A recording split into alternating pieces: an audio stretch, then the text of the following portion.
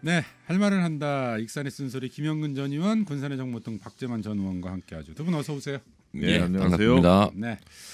자, 오늘 먼저 정읍시 의회 이야기부터 좀 해보죠. 동료 의원을 성추행한 의혹을 받았던 정읍시 의원, 검찰이 징역형을 구형했죠. 관련 혐의 조금 정리를 좀 해볼까요? 박정희 네, 의원? 지난 2019년 10월에 정읍시 의원들 간의 그 회식 자리에서 남성 의원이 여성 의원에게 성희롱 발언을 하고 식사 후에도 식당 밖에서 여성 의원의 손을 잡아당겨 포옹하려 한 혐의로 지금 네. 성추행 사건으로 기소된 상황이거든요. 검찰이 근데 지금 징역형을 구형을 했어요. 네, 5일 날 그 정읍 법원에서 구형 징역 6개월을 구형했습니다. 네. 자, 다음 주가 1심 선고라고요. 네. 네. 어떻게 전망하세요? 글쎄요. 약 10년 전에 군산시 의회에서도 이와 비슷한 일이 있었거든요. 그래서 그때 그 남성 의원이 벌금 300만 원을 받은 걸로 제가 기억을 합니다. 그래서 아마 여기도 벌금형으로 이렇게 선고가 되지 않을까 그렇게 생각합니다. 네. 뭐 혹시 김영근 전 의원? 아니요, 그때 네. 뭐 이게 법원의 판결을 전망할 수는 없지만 법원의 판결 이전에 검찰에서도 징역형을 구형할 정도의 법률적 잘못을 이를테면 네. 인정한 거니까 이건 의회 내에서도 이제까지 적절한 조치가 있었어야 되는데 그런 네. 절차가 없었다는 게 매우 큰 실망입니다. 아니 그 말씀하신 것처럼 윤리특위 네. 뭐 연다 안 네. 연다 설왕설래 했었잖아요. 뭐 지금 어떻게 되고 있는 윤리특위가 거예요? 구성이 안 돼서 못 연다라고 하는 건 네. 정읍 이건 좀 이건 상당히 그 심각하게 얘기할 것이거든요. 의회 내에서 당시에 예. 윤리특위 뭐 구성이 안 됐다가 또 지난해 예. 연말에 또 윤리특위 구성했다 이런 이야기도 또 들려왔었잖아요. 아, 근데 또 그 불발이 됐어요. 예, 불만이 불발이 됐어요. 됐죠. 근데 네. 이건 정읍시 의회 자체 내에서 이건 큰 문제다. 시민들한테 아주 의회가 윤리특위 구성도 못하는 그런 기관으로 전락했다는 것을 보여주는 거나 다름이 없다라는 생각입니다. 그래서 이건 지방의회에서도 있을 수 없는 일이 정읍시 의회에서 이뤄졌던 것 같아요. 박재원 전 의원 혹시 그 이게 지난 연말에 왜 이게 다시 무산이 됐어요?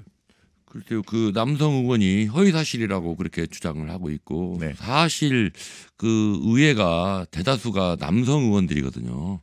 그래서 이건 좀 짚고 넘어가야 할 일인데 아무래도 남성 의원들이 대다수다 보니까 이런 문제에 대해서는 그래도 남자 의원 쪽에 이렇게 귀를 더 여는 그런 경향을 제가 여러 번 봤거든요. 네. 좀 그런 부분이 좀 빨리 특히 그 성인지에 대한 인식이 우리 의원들이 빨리 좀 개선돼야 된다고 생각합니다. 그러니까 지금 가해자가 전면 지금 혐의를 부인하고 네. 있는 그런 상황. 네. 근데 이 검찰이 기소까지 지금 실형을 그러니까 징역 6개월을 기소하는 상황인데 네. 불구하고 윤리특위조차 구성 안 됐다. 이걸 어떻게 해석해야 될지 이런 건데 정읍 시민단체들도 당초에는 정읍 시의회를 상대로 국가인권위원회에 제소하겠다 이런 입장을 밝혔다가 작년 연말에 윤리특위 좀 열겠다 또 이런 이야기 들리니까 잠시 유보한다 이런 입장이었거든요. 좀 이런 상황들 어떻게 봐야 될지 또 어떻게 대응해야 될지 정읍시회 이제라도 좀 윤리특위 본격적으로 구성해야 됩니까? 어떻게 해야 됩니까? 좀 한마디만 덧붙이고 넘어가죠. 김영근 전 의원. 윤리특위에서 다뤄야 되는 문제는 당연한 문제이니까 지금이라도 늦었지만 왜 늦었는지 이유를 명확하게 밝히고 지금이라도 구성해야 된다라고 하는 생각입니다. 네. 알겠습니다. 정읍시의 움직임, 새로운 움직임이 나오면 또 그때 가서 다시 한번 이야기를 나누도록 하고요. 오늘 좀 우리가 집중적으로 다뤄볼 이야기 익산 문화관광재단 건이에요. 지금 여기도 역시 지금 갑질 논란, 그다음에 네. 성추행 논란, 성희롱. 성희롱. 예. 네. 익산 지역 사회가 좀 시끄러운 것 같아요. 네. 하여튼 오래전 이야기인데 사실은 이 문제로 해서 익산시 그 주변이 전체적으로 그 화두가 돼 있는 문제입니다. 네.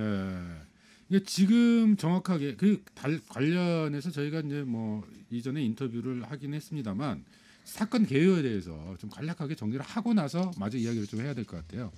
그 지금 익산 문화관광재단이거든요. 정확히 이 얘기를 하자면 그 대표가 직원들에게 그동안 직장 내 괴롭힘이 있었고요.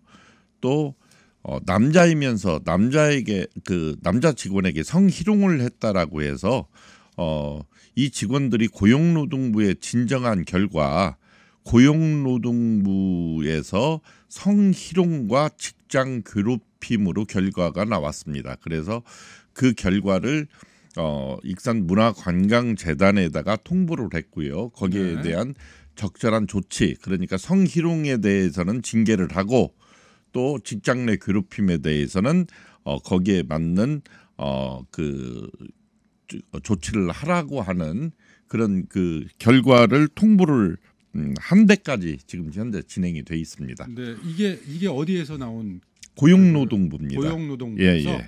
그러니까 지금 직장 내 괴롭힘, 성희롱 발언. 네. 네. 근데 뭐 신체 접촉도 좀 있지 그러니까요. 않나요? 성희롱에 아마 포함되는 것 다 같아요. 포함되는 걸로. 예. 네.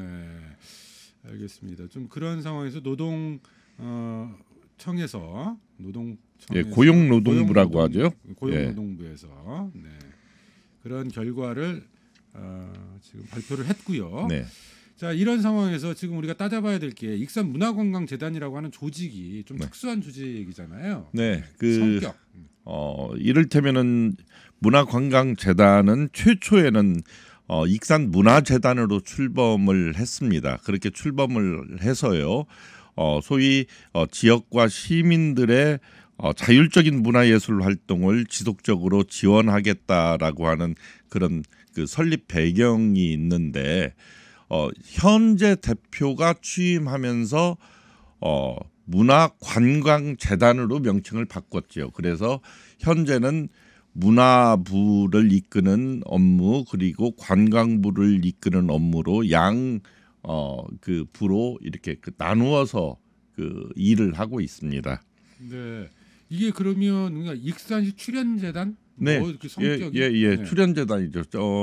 익산시에서 제가 알아보니까 한 30억 정도의 운영 지원을 받고 있는 데라고 알고 있어요. 이 정도면 뭐 거의 전액 지원이 그럼요. 합니까? 예, 운영비는 전액 지원이라고 볼 수 있고요. 네. 의회에서도 전년도부터 업무 보고를 독립적으로 한다고 그래요. 그래서 이런 사건이 일어났는데 정작 관리 감독청인 익산시에서는 그냥 아무 말 없이 그냥 넘어가고 있는 거죠. 네. 사실은 이 사건의 팩트는 고용노동부가 직장 내 성희롱과 또 직장 괴롭힘으로 판결을 내렸거든요. 네. 그렇다고 한다면 감독부서 또 특히 예산을 지원하고 있는 익산시나 익산시 의회에서도 이 부서에 대한 면밀한 그 생태 파악을 한 번 정도는 해야 된다라는 생각인데 그러지를 않고 있습니다. 왜 안 했는지를 오늘 우리가 이야기 나눠보려고 하는 거예요. 그 이야기 차근차근 좀 해보도록 하고 그 지금 익산시 출연재단이라고 말씀을 하셨는데 직원들의 그럼 신분은 뭡니까? 어떻게 되는 거? 근로 형태라든지 뭐 이런 것들은 어떻게 되는 거예요? 그렇죠. 그 이를테면은 재단의 직원들이니까 공무원은 아니지만은요. 시에서 그 운영 예산을 지원받아서 하는 일을 하고 있는 거니까 이분들도 사실은 준 공무원에 속한다고 볼 수가 있습니다. 누가 뽑아요? 이건 재단에서 뽑는 거죠. 재단에서 뽑는 거고. 그리고 대표는 공모를 통해서 대표를 선임하기는 하지만 이사장이 현재 익산시장입니다. 아, 재단 이사장이 시장이에요. 그렇기 때문에 대표도 시장과는 뗄래야 뗄 수가 없는 관계겠죠. 네, 그런 상황에서 어쨌든 직원들로서는 그러면 재단 대표에게 맞서거나 뭐 그러기가 뭐 당연히 어려운 그런 구조겠네요. 그럼요.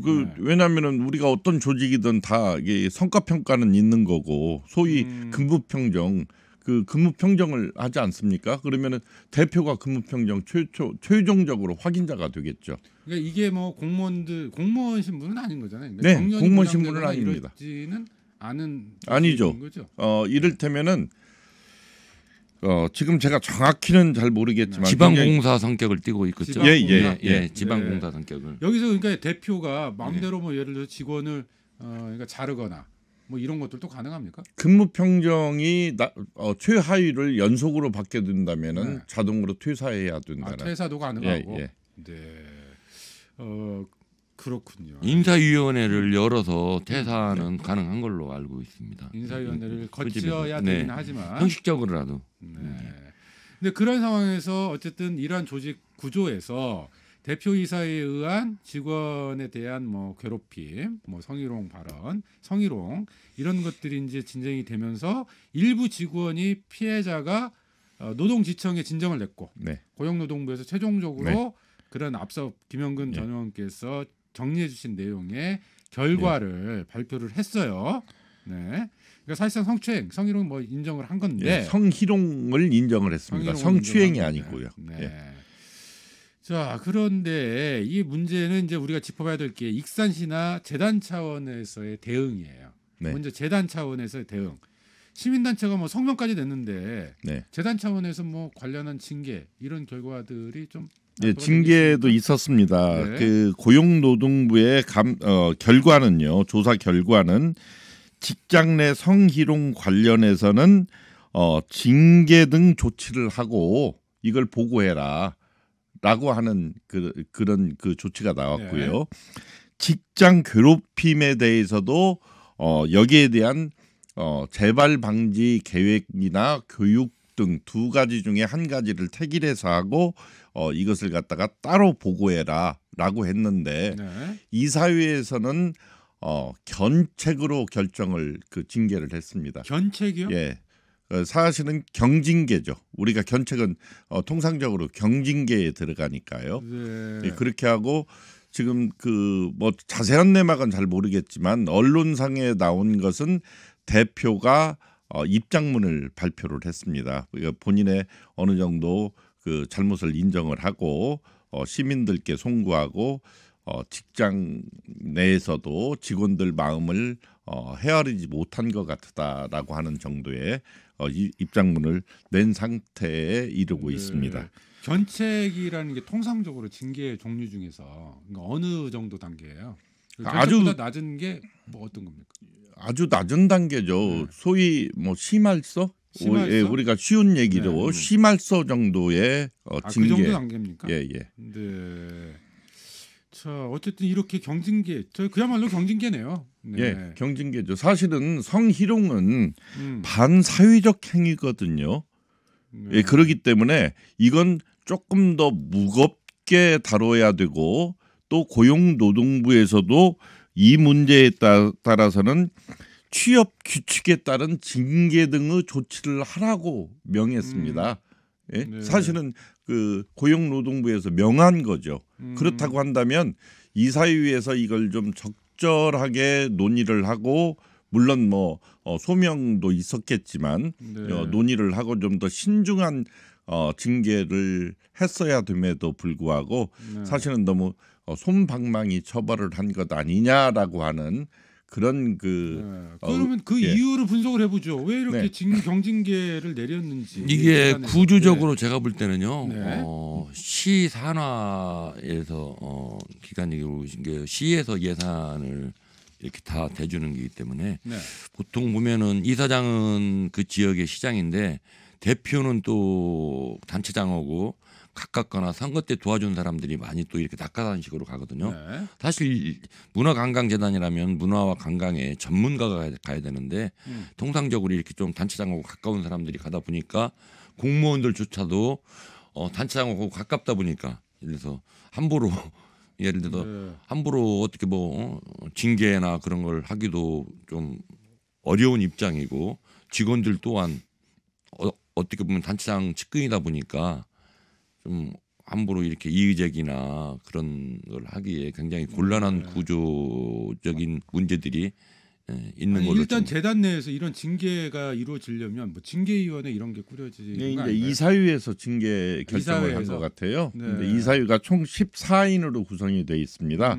근데 그 중에 3인 이사장인 익산시장 대표 그리고 시의 산업 경제관광국장 네. 이렇게 세 사람은 당연직으로 들어가고요. 나머지 11분이 이제 그 사회이사 그러니까 이를테면 내부 사람들이 아닌 외부에 계신 분들인데 지금 들리는 말로 의하면은 이건 좀 조심스러운데 이분들이 거의 시에 그 지원금을 받는 그 단체에 속해 있는 것 아닌가라고 하는 그런 의문을 많이 내포하고 있어요. 그래서 이제 그런 점들은 뭐 시에서 결정적으로 더 많이 하는 거니까 뭐 이 자리에서 어떻다라고 말하기는 힘들지만요.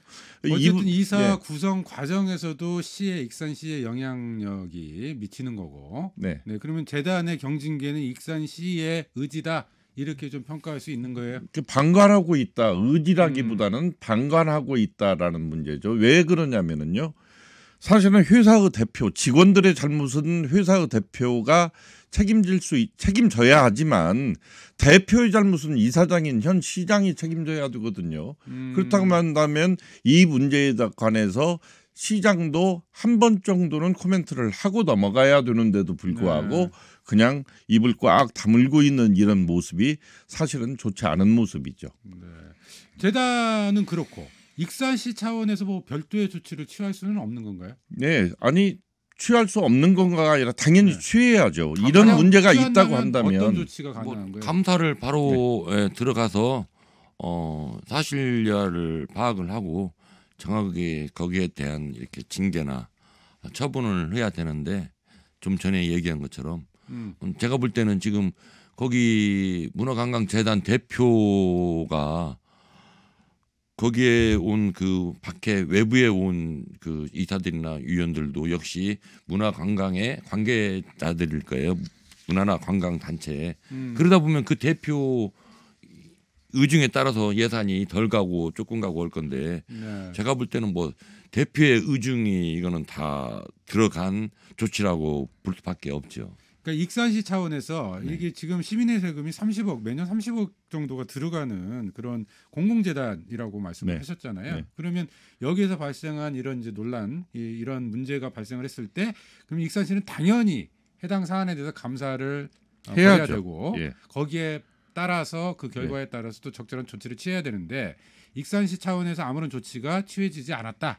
이런 말씀이시죠. 예, 아까도 말씀을 드렸다시피 성희롱은 반사회적 행위이지만 직장 내 괴롭히면 직장 내부의 사기랄지 업무방해랄지 직장 질서를 문란시키는 성실 의무를 위반한 내용이거든요. 그렇다고 한다면은 과연 지금까지 이런 분위기에서 어떻게 일을 했나 감사부서에서 한 번 정도는 쳐다봐야죠. 결국 이야기를 정리를 해보면 그거네요. 그러니까 뭐 익산 시장이 자신의 측근 내지는 뭐 선거 캠프 관련된 인사 뭐 이런 측근들을 앉혀서 관리하는 뭐 그런 재단 그런 성격을 갖고 있는 상황이고 그러다 보니까 그런 대표이사에게 발생한 문제를 적극적으로 해결하려고 하는 의지를 내보이지 않고 있는 거고. 이제 선거 캠프에 들어가 있었는지 들어가 있지 않은지는 잘 모르겠고요. 하여튼 그런 좋지 않은 시각으로 익산시 문화관광재단을 쳐다보고 있다. 그렇다고 한다면 시장도 이에 대해서 분명하게 이걸 차후 이런 일이 재발 방지에 대한 약속을 시민들한테 해야 되고 감사부서에서도 이런 환경과 분위기에서 제대로 이제까지 업무가 추진됐는가도 한 번 정도는 확인해야 된다라는 것이 사실은 팩트입니다. 네.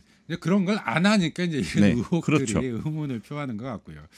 자, 어쨌든 이런 상황에서 내부 직원들의 반응은 혹시 확인하는 게 있으세요? 내부 직원들의 반응도 상당히 갈등이 심화되고 있다라고 확인이 돼요. 근데 뭐 자세한 건 우리가 겉으로는 아니라고 하겠지만 지금까지 몇 사람을 빼고 직원이 대표이사까지 27명인데 한 18명 정도가 또 직장에서 성명을 발표한 때도 있었습니다. 그렇다고 한다면은 이 직원들이 양쪽으로 나눠져 있는 것 아니냐. 이런 분위기에서 어떻게 업무가 제대로 추진됐겠어요. 알겠습니다. 알겠습니다. 자, 근데 더 큰 문제가 이게 이런 구조가 지금 익산문화관광재단만의 일일까 싶네요. 또 비슷한 경우가 좀 많이 있지 않습니까? 박재만 의원. 그렇죠. 이게 이런 지금 성희롱 발언이 공직사회 내부에서 일어났다면 아마 감사도 벌써 했을 거예요. 그리고 결과도 그걸 파악을 해서 성희롱이 맞다면 전부 조치를 하거나 뭔가 조치를 취했을 건데 이건 지금 산하에 있는 문화관광재단이다 보니까 서로 지금 공무원들도 눈치를 볼 수밖에 없는 거고 그래서 거기에 그 인사위원회 참여했던 이사들도 대표의 눈치를 볼 수밖에 없는 거고 조금 아쉬운 생각이 이런 문제 반복 안 되려면 어떻게 해야 됩니까, 김영근 전 의원?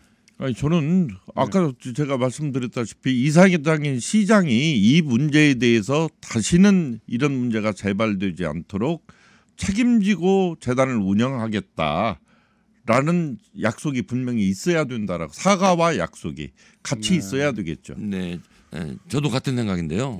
단체장이 인사권을 가지고 임명을 하니까 이런 일이 발생하면 더 좀 빠르고 더 확실하게 가까운 사람일수록 더 빠르게 좀 이렇게 징계를 하고 하는 모습을 보여줘야 익산시 전체 공직사회에서 성희롱 문제에 대해서 더 경각심을 갖고 성인지 감수성에 대해서 더 공부를 할 거라고 생각합니다. 이사회 말고 별도의 징계위 같은 것을 꾸려서 좀 외부 인사들이 참여하는 징계위 좀 이런 것들을 꾸리도록 법제화하는 거, 제도화하는 거. 예, 이런 제도화하는 것은 필요해서 아마 의회에서도 그런 그 고민이 좀 필요한 것 같고요. 제가 빠뜨리고 한 가지 말씀을 안 드린 게 지금 이런 문제를 제기했던 직원들이 불이익을 받지 않도록 해야 되는 것도 사실은 재단의 책임이라고 생각을 합니다. 네, 그래서 그런 거에서도 익산시에서 감독을 해야 되겠죠. 그럼 불이익 상황이 발생하고 있어요? 아니 그건 모르겠어요. 현재는 아니고 확인을 해봐야 된다. 알겠습니다. 익산문화관광재단 이야기 중심으로 이야기 나눴는데 언론에서 이 정도 조명이 되면 웬만해서는 이야기를 할 만도 한데 이 뚝심 있게 침묵하고 계시는 익산시도 참 대단하신 것 같네요. 네, 할 말을 한다. 익산의 쓴소리 김영근 전 의원, 군산의 정보통 박재만 전 의원이었습니다. 두 분 오늘 말씀 고맙습니다. 네, 감사합니다. 네.